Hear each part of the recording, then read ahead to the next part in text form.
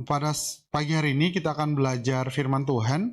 Kita akan coba membahas 2 Korintus 4 ayat 1 sampai yang ke-10. Judul sharingnya, judul khotbahnya sama seperti judul perikop di Alkitab kita, yaitu harta rohani dalam bejana tanah. 2 Korintus 4 ayat 1 sampai yang ke-10. Izinkan saya membacakan ayatnya kepada Bapak Ibu. Tapi kalau nanti agak berbeda karena saya menggunakan Alkitab yang terjemahan baru. Ya Bapak Ibu ya.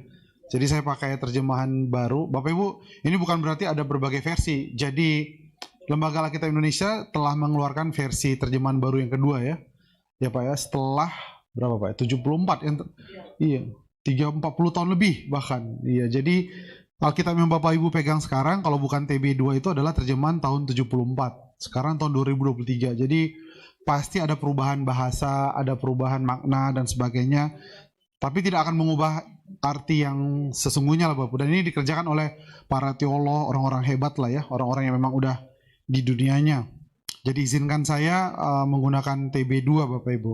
Oleh rahmat Allah kami telah menerima pelayanan ini. Karena itu kami tidak tawar hati. Ayat 2, namun kami menolak segala perbuatan tersembunyi yang memalukan.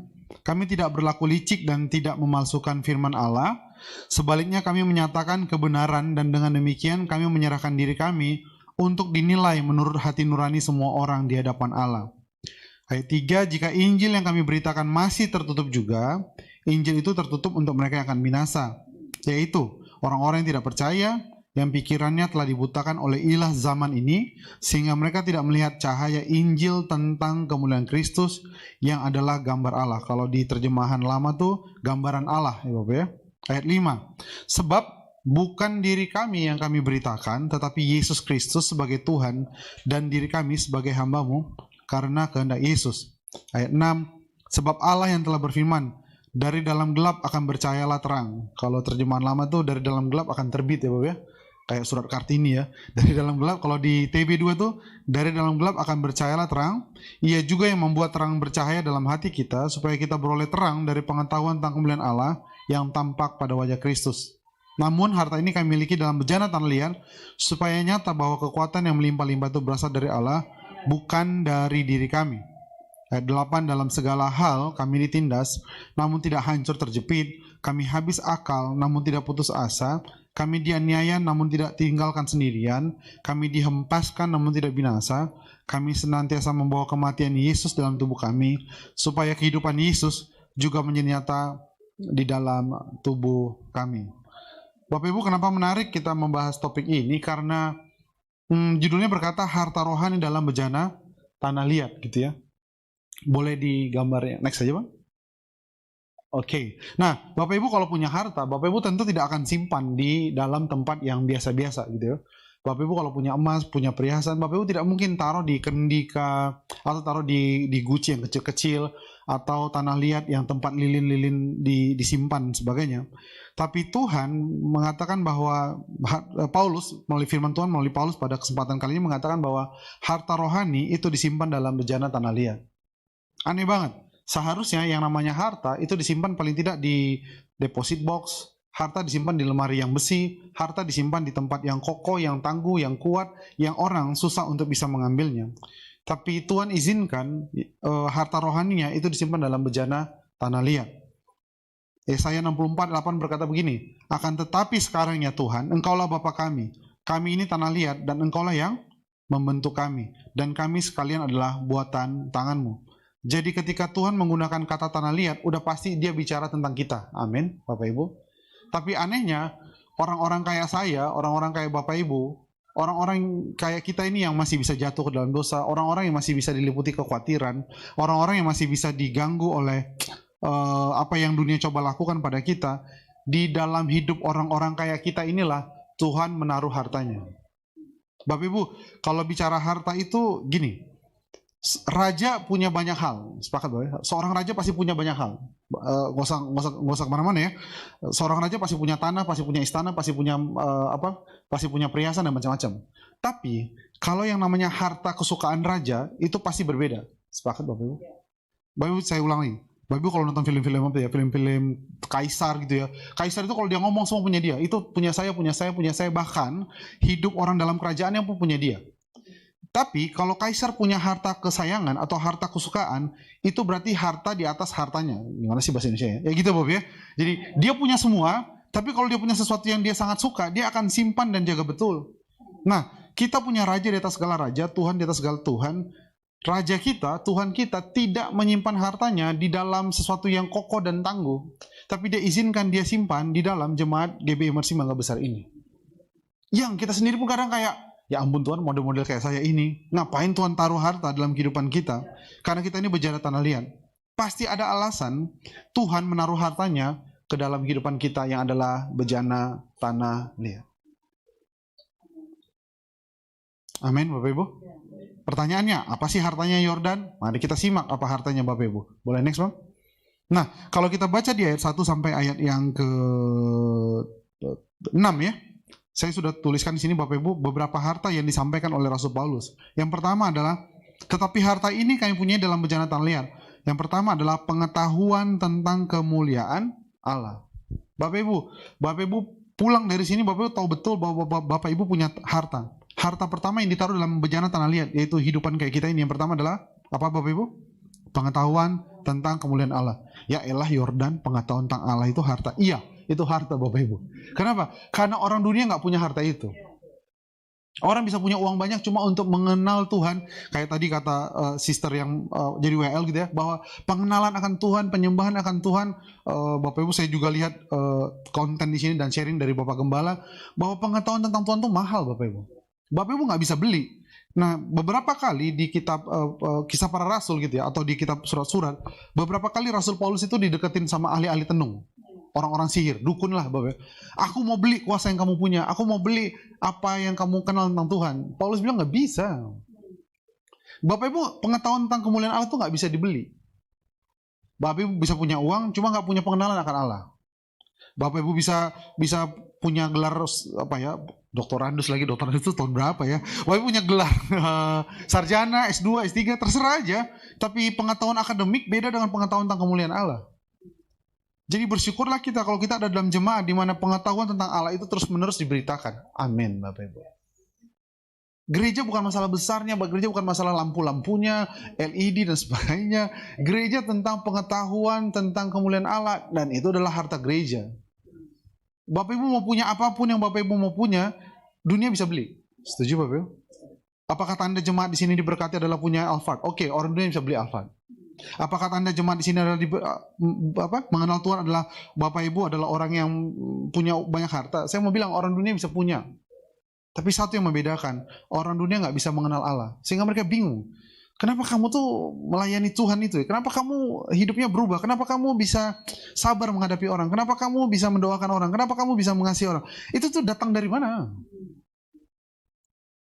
Sedangkan kami menyembah Tuhan yang kalau Tuhan yang marah, kelar kita. Jangan pernah buat Tuhan marah. Kita harus kasih dia ini, kasih dia itu, kasih dia ini, kasih dia ini. Karena kalau dia marah, kelar. Bisnis bangkrut, anak-anak sakit, itu serem itu. Nah, orang-orang kayak begitu bingung lihat kita, kenapa kamu bisa mengasihi Tuhan? Tuhan itu kayaknya sesuatu yang mengasihi kamu, sayang kamu, dekat sama kamu, peduli sama kamu. Bukan Tuhan yang harus dirayu dan disogok dengan berbagai persembahan. Pengetahuan tentang kemuliaan Allah itu harta Bapak Ibu. Amin. Dan kiranya harta inilah yang terus turun-temurun sebagai warisan dari Bapak Ibu. Amin Bapak Ibu. Jadi berbahagialah pulang dari sini, saya punya harta. Bilang sama teman-teman, nanti buat status, saya punya harta. Wah, kalau gitu pinjam lah bro. Oh boleh, gue pinjam. Lu gak usah pinjam, gue lo ambil, gak usah balikin. Udah. Apa hartanya bro? Pengetahuan tentang Allah. Gak jadi bro. Gue mau pinjam, gue mau investasi soalnya. Dan sebagainya. Tapi mari kita bersuka cita. Apapun keadaan kita. Saya nggak, sekali lagi Bapak Ibu, tentu Bapak Ibu paham lah bahwa uang penting, harta juga penting dan sebagainya. Itu mah gak usah kita bahas. Karena itu tiap hari kita dibombardir. Betul Bapak Ibu? Kita diajak untuk ayo punya harta, punya uang. Uang adalah jaminan, harta adalah jaminan. Ya sudahlah, Bapak Ibu cukupkan saja. Tapi sebagai hamba Tuhan, tugas saya adalah untuk memberitahu konteks yang lebih utuh dan lebih kekal bahwa harta kita adalah pengetahuan tentang kemuliaan Allah.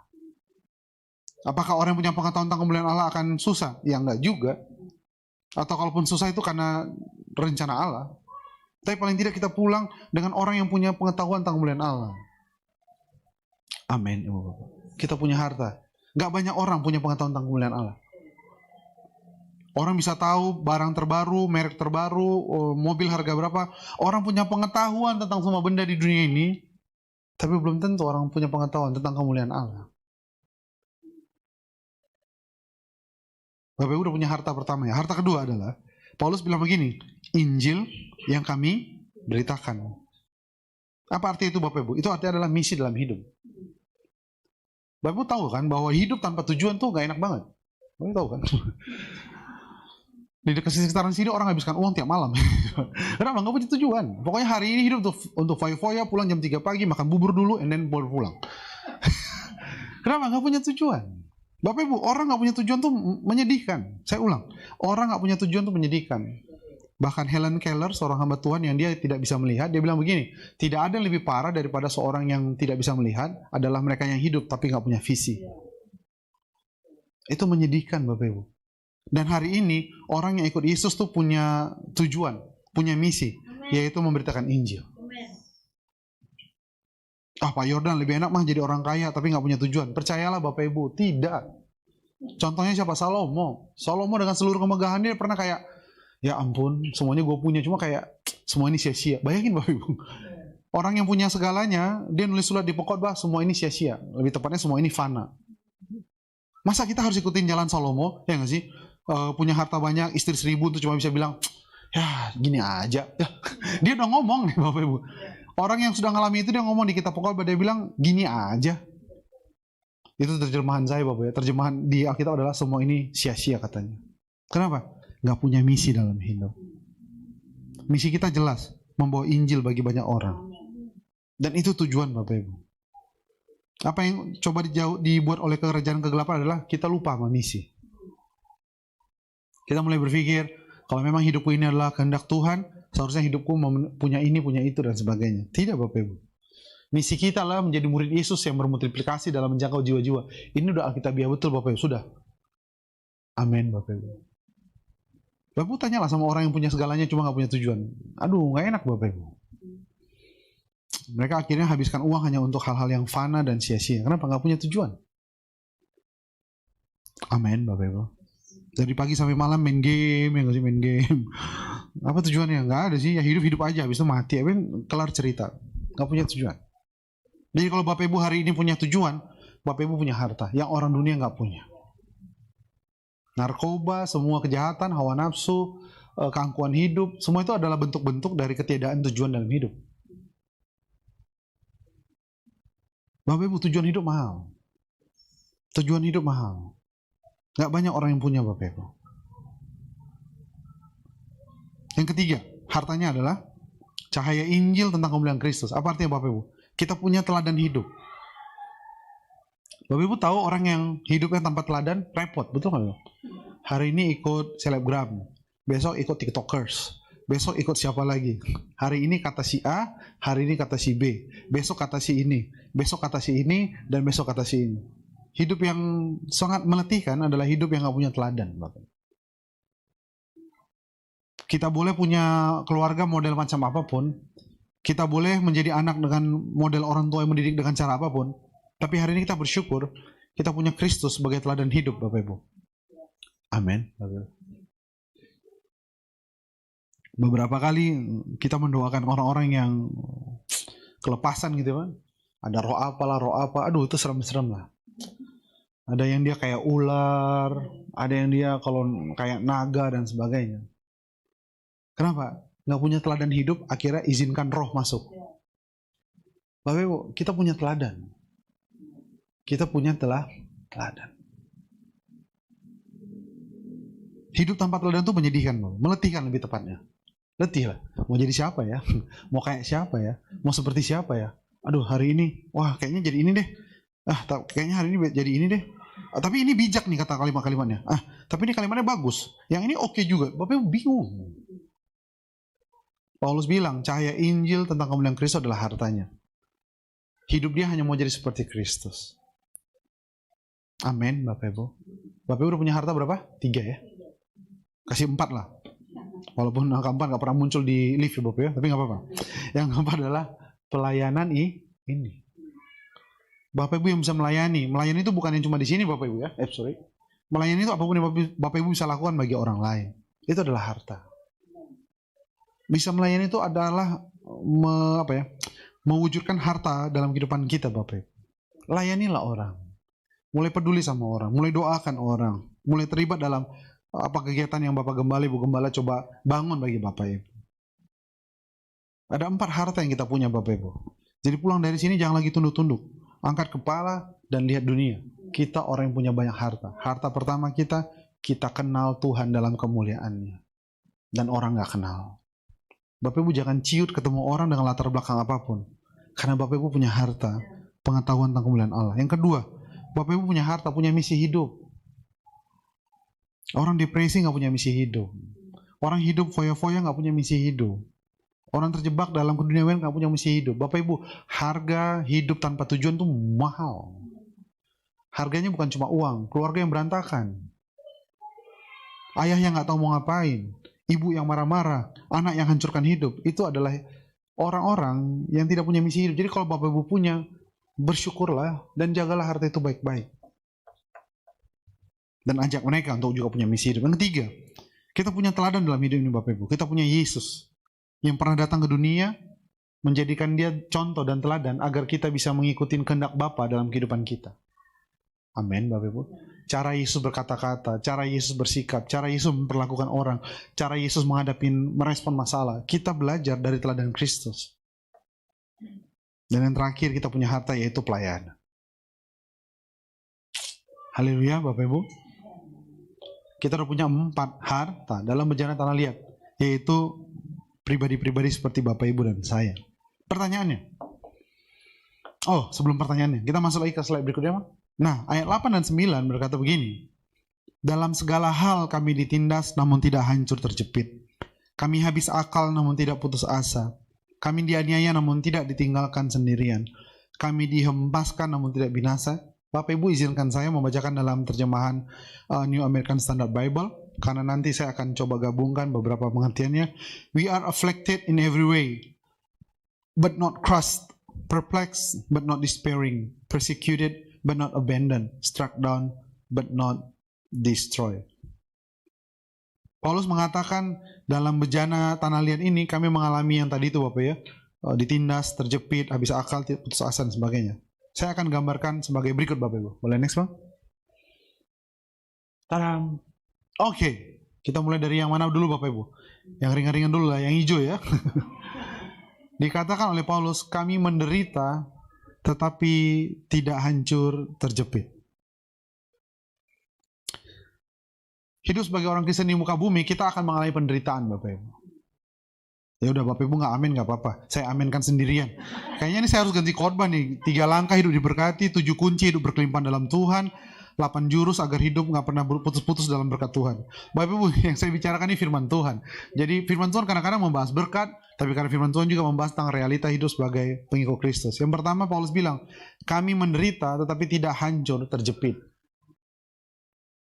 Jadi kalau Bapak Ibu menderita karena iman kepada Kristus, itu adalah Alkitabiah. Tapi pasti Bapak Ibu tidak akan hancur terjepit.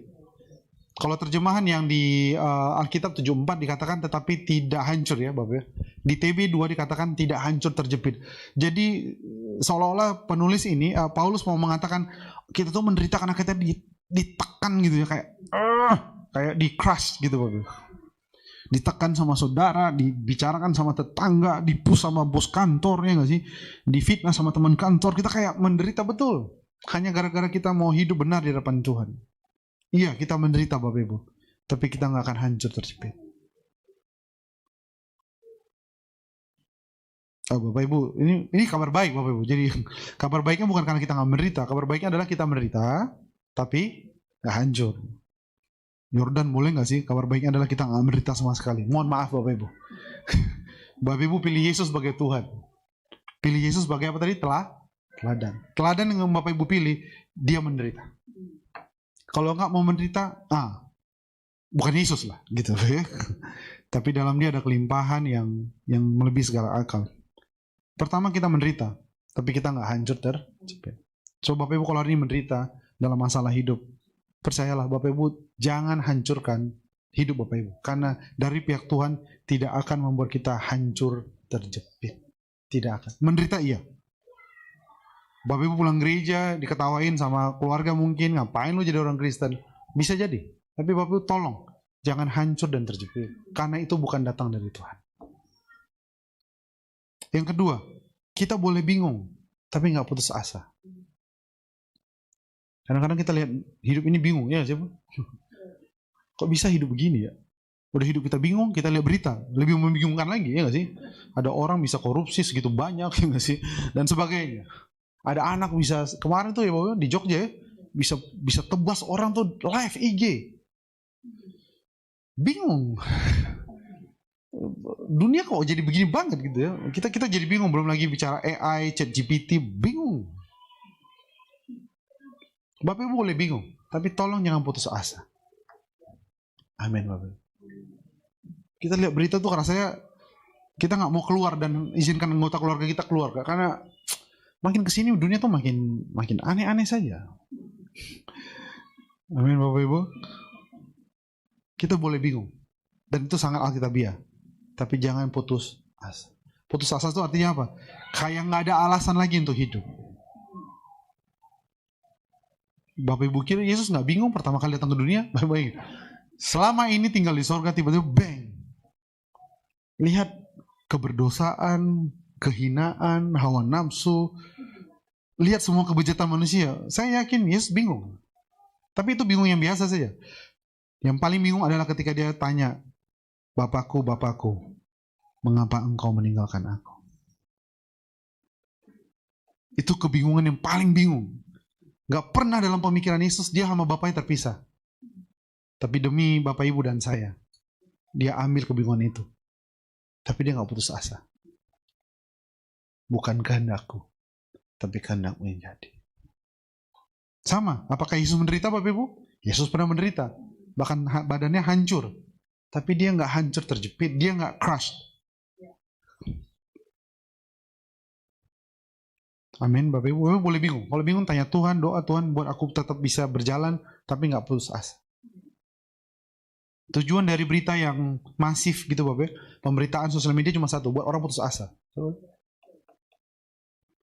Yang ketiga, dianiaya namun tidak ditinggalkan sendirian.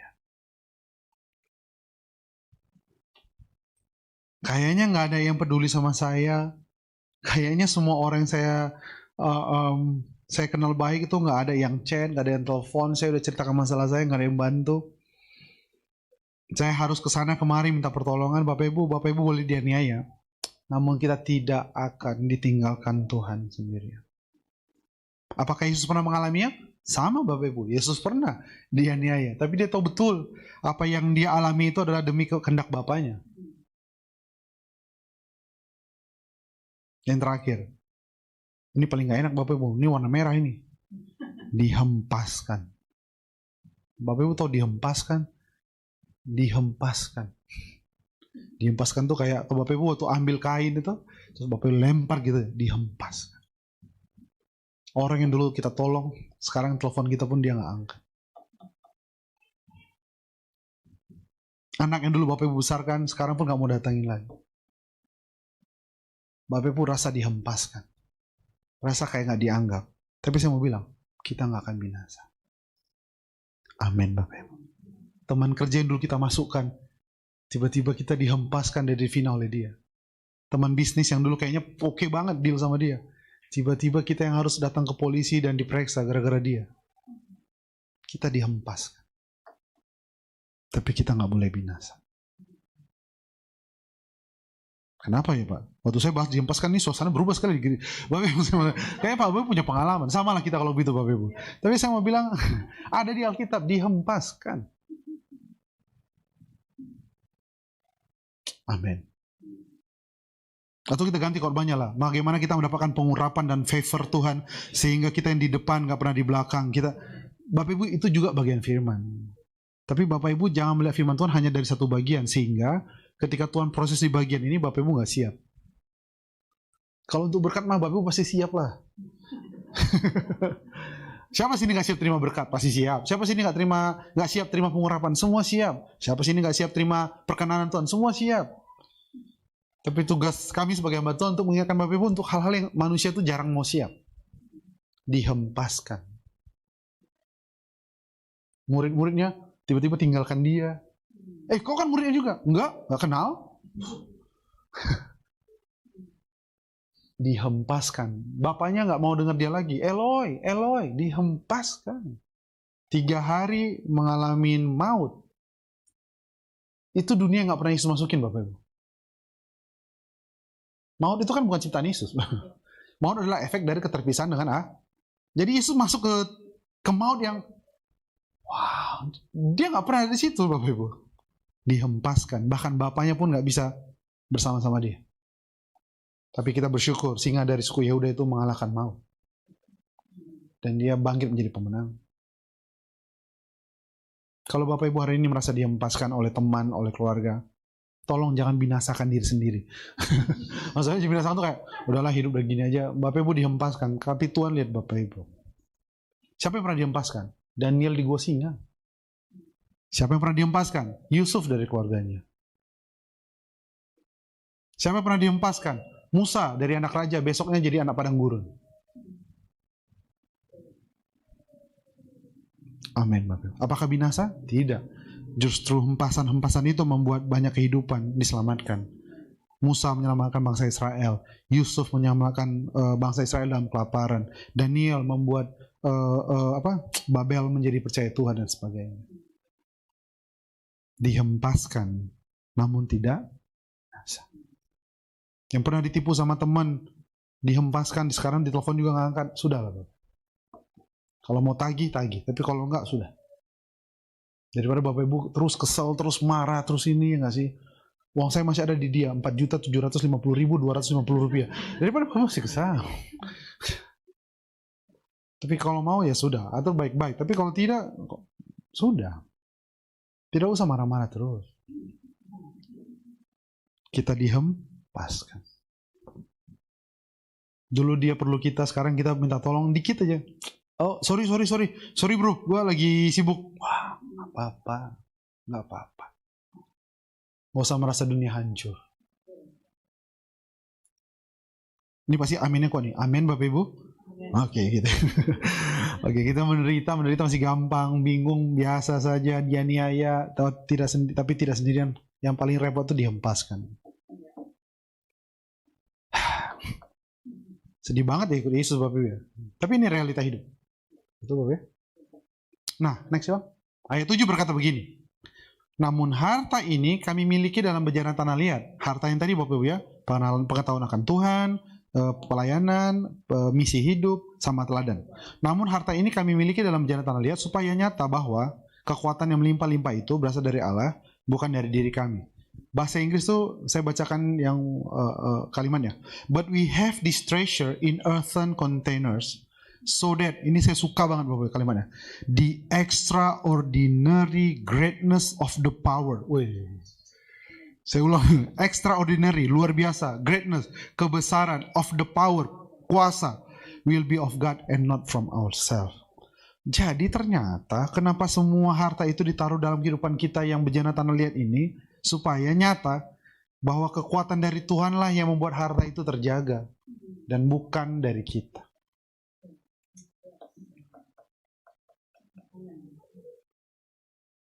Kalau Tuhan taruh harta hanya kepada anak-anak raja, anak bangsawan, ya biasalah Bapak Ibu.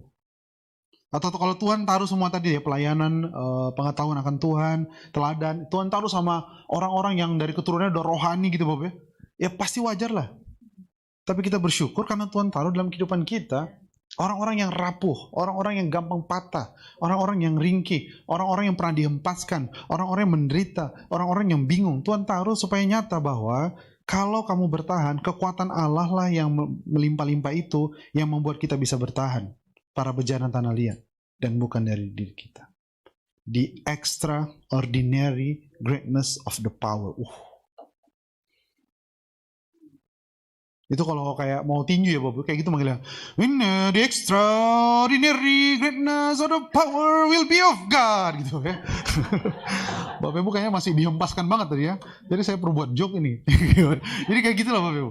Bapak Ibu masih mikirin dihempaskan, betul Pak Yordan, saya dihempaskan. Bapak Ibu ini udah masuk ayat 7, kita maju dulu. Bahwa the extraordinary greatness of the power will be of God. Kita tuh lagi diajarkan bahwa greatness itu harus terkenal. Siapa bilang? Coba Bapak. Orang hebat wajib followersnya 2 juta. Orang hebat wajib. Tidak Bapak Ibu. Kita bukan butuh orang hebat. Kita butuh kehebatan Allah dinyatakan, dibuktikan, dimanifestasikan dalam kehidupan kita. Sehingga kesimpulannya gambarnya seperti ini Bapak Ibu. Boleh next Bang? Kalau hari ini kehidupan Bapak Ibu lagi aman-aman saja, ya nggak sih? Ya obat cuma salon pas sekali-sekali, oke lah, ya gitu ya. Jadi sekolah baik-baik, anak-anak, kerjaan bagus, itu terjadi karena Tuhan yang jaga. Amin Bapak Ibu. Yang sekarang lagi oke-oke lah, pelayanan lancar, kerjaan lancar, bisnis oke, kesehatan juga fine-fine aja, masih bisa liburan ke Singapura nanti, udah beli tiket mau waktu Idul Fitri, itu terjadi karena kekuatan Allah. Tapi kalaupun ada retak-retak, Bapak ya, ada masalah besar, ada repot di urusan kesehatan kita, keuangan kita, izinkan itu menjadi cara untuk Allah menunjukkan kekuatannya. Saya ulang Bapak Ibu, kalau hari ini everything is okay. Ada juga orang kalau everything is okay dia juga panik Pak. Ini kok hidupku baik-baik aja ya? Ada apa ini? Emang susah ngomong sama orang susah. Gitu. Kalau kehidupannya baik-baik aja, ini ada apa nih? Pasti bentar lagi ada sesuatu terjadi. Saya ketemu beberapa orang, saya konseling selalu begitu. Kalau hidupnya baik-baik dia pasti Pak Yordan, dia pasti ada sesuatu mau terjadi masalah. Biasanya hidup saya kalau baik-baik berarti bentar lagi ada masalah. Lah, sih? Nanti kalau hidupnya nggak baik-baik saya, kenapa hidup saya nggak baik-baik ya Pak Yordan ya? Di mana Tuhan itu? Lagi mana sih maunya? Jadi kalau lagi baik-baik saja hari ini, Bapak Ibu punya jualan laris, Bapak Ibu punya kesehatan, ya salon pas sedikit, makan-makan obat, oke lah gitu ya. Bapak Ibu nikmati saja lah, itu terjadi karena apa? Tuhan yang menjaga. Tapi kalaupun hari ini Bapak Ibu mengalami yang masalah lah, finansial repot lah, menderita lah, bingung menghadapi keluarga lah, dihempaskan dan sebagainya, saya mau sampaikan, biarlah retak-retak itu untuk menunjukkan betapa Injil Allah itu akan memancar dalam kehidupan Bapak Ibu. Karena entah dalam keadaan baik, entah dalam keadaan tidak baik, entah dalam keadaan senang, entah dalam keadaan susah, entah dalam keadaan diberkati secara material maupun tidak diberkati secara material, hidup kita bicara tentang mewujudkan kehendak Tuhan. Bapak Ibu sih salah. Kenapa lagunya? Iya Bapak kehendakmu. Makanya ganti lagu tuh yang lain-lain aja. Berkati aku lebih dan lebih dan lebih lagi. Gitu-gitu. Bapak Ibu lagunya tadi ya kehendakmu ya Bapak. Ya sudah. Dalam susah kehendak Tuhan dinyatakan. Dalam senang kehendak Tuhan dibuktikan. Dalam sedih aku menunjukkan kekuatan Tuhan. Dalam sukacita aku melihat penyertaan Tuhan. Dalam anak-anakku terawat dan anak cucu dijaga Tuhan. Ada masalah. Tapi aku tahu betul Tuhan akan tolong aku pada waktunya. Tapi dalam keadaan baik-baik saja Tuhan segalanya ini datang darimu. Aku akan mensyukuri dan menikmati sukacita bersama dengan nama Tuhan. Supaya apa? Supaya kita tahu betul hidup di tentang Tuhan. Siapa orang alami ini Bapak Ibu? Namanya Ayub. Dia pernah di sini. Bapak Ibu kalau bicara Ayub, Ayub itu bukan kaya sekota, Bapak. Dikatakan Ayub itu kaya senegeri. Senegeri, Bapak Ibu. Senegeri. Tiba-tiba, boom, hilang semuanya. Wow. Terus dia bilang, dalam telanjang aku keluar. Dalam telanjang aku juga akan pulang. Keren. Itu orang yang udah paham cara Tuhan berkarya. Bang. Paulus bilang apa? Aku tahu apa itu kelebihan. Aku tahu apa itu kekurangan. Semuanya kau anggap sampah oleh pengenalan akan Kristus. Amin Bapak Ibu. Jadi nanti jemaat GBM Mercy Mangga Besar doanya udah beda Pak ya. Bukan Tuhan tolong aku dalam masalah ini. Enggak. Tuhan nyatakan kekuatanmu melalui masalah ini. Udah pasti masalahnya selesai ya dong. Iya dong. Kita kan minta tolong Tuhan setengah-setengah. Setengah doa, setengah mikir. Ini gimana jalannya? Ini harus gini. Ini berarti telepon si ini, nanti aku gini. Nanti produknya tahan dulu, baru aku bilang sama divisi marketing. Kita udah setengahnya mikir. Setengahnya baru doa sama Tuhan. Amin Bapak Ibu. Bapak Ibu mau yang mana pun, terserah Tuhan lah. Bapak Ibu jangan pilih yang ini terus saja. Yang ini, yang terjaga itu. Manusia cenderung, nggak tahu ya, itu kayak kecenderungan manusia Pak ya. Cenderung akan lari dari Tuhan kalau semuanya fine-fine aja dalam waktu lama. Iya nggak sih? Bapak Ibu tuh punya uang dikit, belinya antara makan nggak makan. Naik gaji, beli makanan enak sama yang lebih enak. Iya nggak sih? Makin naik, makin aneh-aneh. Mesti makan itulah, mesti makan inilah, mesti makan semua di Instagram. Hei, dari mana itu? Cara berpikir. Iya nggak sih? Bapak Ibu pergi sampai 4 jam untuk makan sesuatu dan pulang. Aduh, itu datang dari mana? Ingatlah, waktu kita nggak ada duit, kita cuma pilihan antara makan dengan nggak makan. Ada duit dikit, makan enak sama makan yang lebih enak. Sekarang, harus makan apa yang Next Carlos posting, harus makan apa yang Koko Bung Bung buat, harus makan apa yang beruang rak. Tidak usah diikuti semua Bapak Ibu.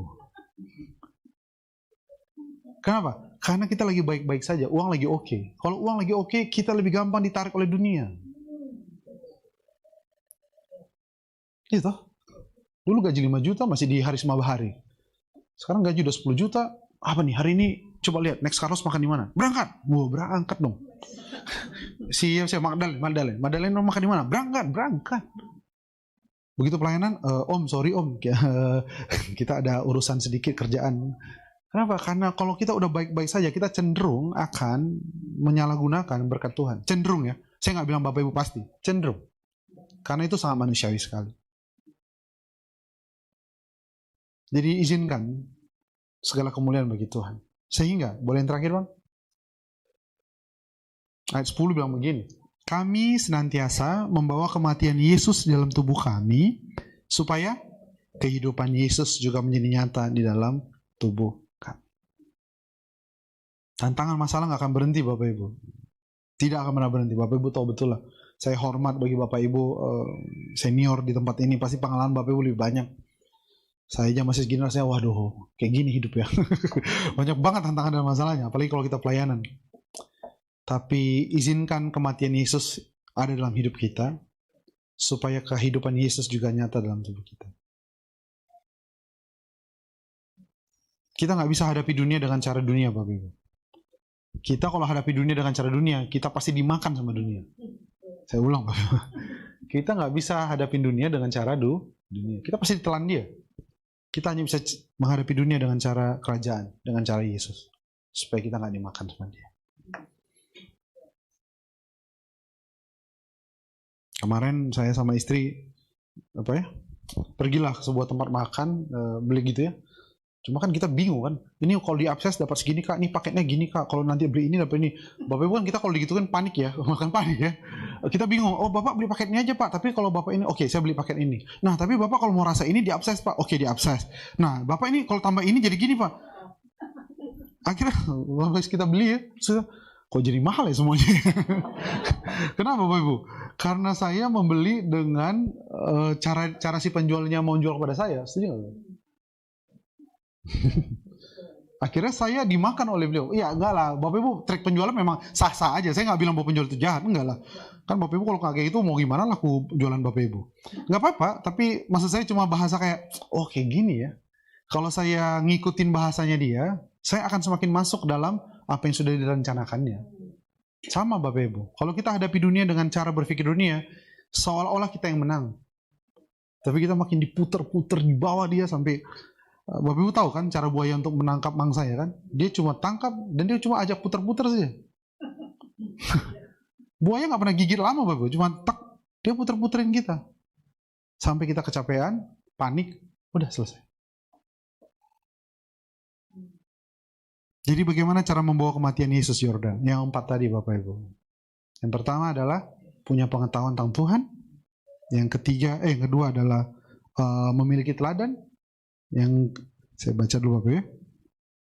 Pengetahuan tentang Tuhan, misi hidup, yaitu Injil, teladan hidup, ikutin Yesus dalam kehidupan kita, dan pelayanan. Dan kalau Bapak Ibu menderita, kita nggak akan pernah hancur terjepit. Amin Bapak Ibu. Kalau menderita berdoa saja, Tuhan jangan sampai hancur. Hari-hari ini orang mudah hancur Bapak Ibu. Topik kesehatan mental, topik depresi. Dulu tuh kayaknya topik di luar gereja ya Pak ya. Sekarang kita harus bahas di gereja karena orang udah mulai gak sekuat dulu Bapak Ibu. Apalagi anak-anak sekarang yang umur 25 apa sedikit. Aku merasa kayak gak dicintain, aku pergi dulu ke Bali, enak aja. Baru dicolek dikit, baru dimarahin bos, ubud.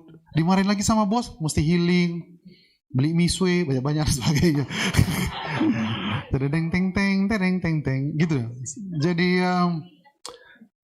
Jadi kita harus ajarkan bahwa penderitaan dalam Kristus itu adalah supaya lebih utuh, lebih kuat. Bingung, kita boleh bingung tapi gak boleh putus asa, Bapak Ibu. Itu artinya kematian Kristus.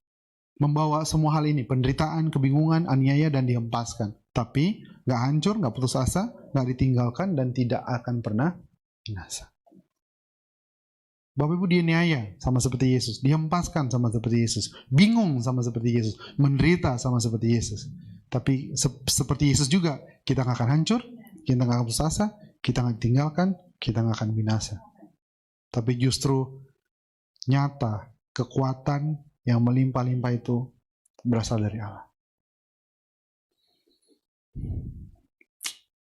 Ketika saya bacakan ini yang terakhir ini, saya merasakan Bapak Ibu, ini adalah kerinduan Tuhan bagi Bapak Ibu. Bapak Ibu boleh lupakan semua khotbah saya, Bang, boleh Bang ayat 7? The Spirit of God gitu, Bang. Bapak Ibu lupakan semua khotbah saya, tapi tolong ingat ayat 7. Saya ngerasa kayak Tuhan kasih impresi bahwa ayat 7 ini adalah pesan Tuhan secara spesifik bagi jemaat tempat ini. Setanah liat apapun kita Bapak Ibu, itu menunjukkan bahwa nyata kekuatan yang melimpah-limpah itu berasal dari Allah.